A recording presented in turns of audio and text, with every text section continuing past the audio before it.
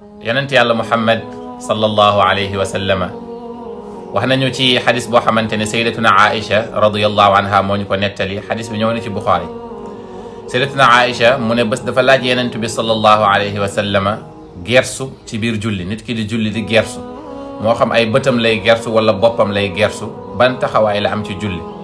yonent bi sallallahu alayhi wa sallam ne ko huwa ixtilaasun yaxtalisuhu sheytaanu li salaati al abd, maanaam sàcc la, benn sàcc la boo xam ne cheytaan moo koy sàcc jàmm bi ci biir julleem.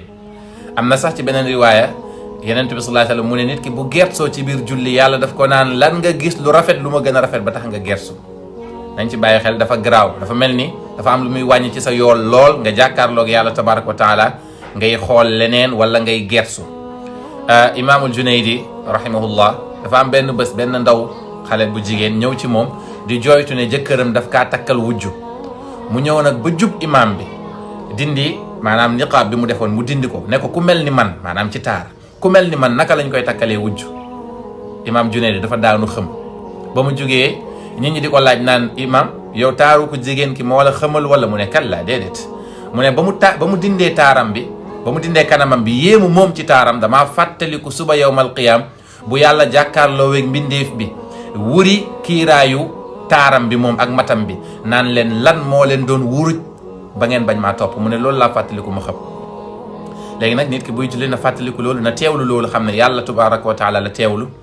ay bëtam na ko teg fi muy sujjuutee, bu mu sànni ay bëtam fenn, ndax bët yi sax fii ak yaa ngi koy sànni feneen da lay empêcher ngay concentré wu. te nit ki fii ak xol bi moo ngi dal rek cër yi day dal. yenn saa yi da ngay gis nit koo xam ne buy julli da ngay gis muy jaayu wala yëkkati bopp fii sànni bopp fii, dégg nga teg taxawee benn tànk.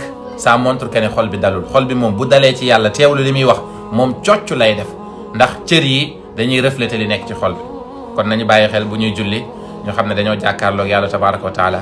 am na nu julli bi di ñaawee, yàlla mbugal ñu moo gën a yeey mu fay ñu ci julli boobu noonu.